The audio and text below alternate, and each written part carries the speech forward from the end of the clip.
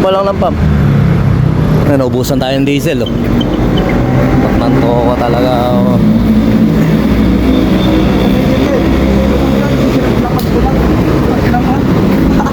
Yung pakot pa sa kayo, meron nga tayo isang biyahe na naka-schedule dyan. May Kawayan, dadali natin sa may Katmon, Santa Maria. Medyo malayo-layo pala at hindi natin halos nakalkula yun.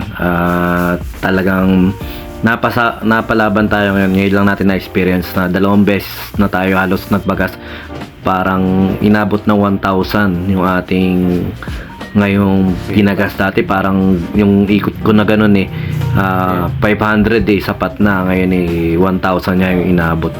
Talagang naramdaman natin yung lakas yung lakas at taas nung gas, nung diesel. At ito na, nandiyan na kami sa mabilisan lang naman yan.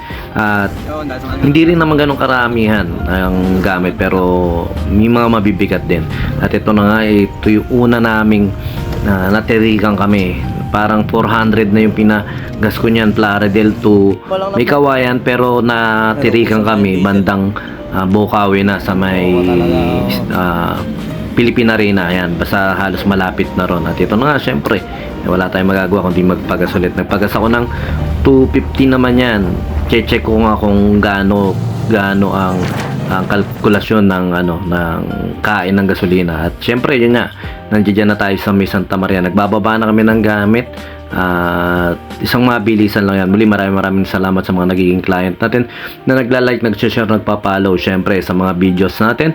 At maraming salamat sa mga client natin na nakakaunawa ngayon, dahil syempre alam din nila yung mahal ang mga diesel o gas na ngayon. Kaya hindi rin tayo masyado makapagbaba. Ang ginagawa na lang natin minsan doon niya sa mga tagahakot natin, doon ipinapakiusap natin na magbigay tayo ng konting discount. At yun din, syempre nagbibigay pa rin tayo, pero talagang pag malalayo, hindi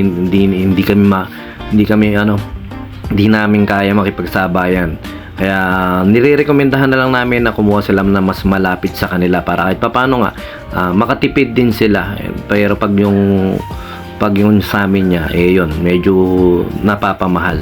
At ito, maraming salamat ulit. Isang mabilis lang yan sa client natin. At ito, nasa pangalawang tirik na kami, papandi na kami dyan. To Santa Maria to kami, Bukawi kami nagpagas, tapos nakaikot kami ng Santa Maria Katmon. Nandiyan na kami sa Papande, pa bypass na kami. At ito ang sinasabi ko, yung pangalawang pangyayari na 2 beses na kaming natirikan. Tapos yun, pinutusan ko na lang yung mga kasama ko, bili lang sila ng diesel. Tapos yun, nag-add ako ng 300 sa diesel, tsaka syempre sa binayad natin dun sa may tricycle. Pero ayun, talagang gano'n yun, experience yan.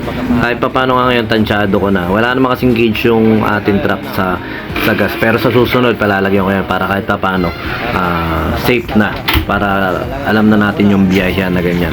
At yun, muli, nagpapasalamat kami sa nakasama kay Patrick, kay Jimwell, at saka sa mga client nga natin na patuloy na nagpapabook sa Pahakot Pasakay. Sa mga repeat client natin dyan na nagre-recommenda rin sa amin, napakalaking pasasalamat po namin sa inyo.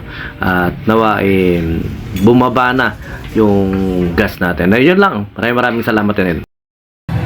BJAM Lights and Sounds, yun, sa mga may kailangan ng band equipments at lights and sound sa lahat ng klase ng okasyon, binyag, kasal, debut, na kailangan nyo ng lights and sounds. PM lang po kayo sa page ng BJAM Lights and Sounds, o text lang po kayo sa number na 0935-311-7520.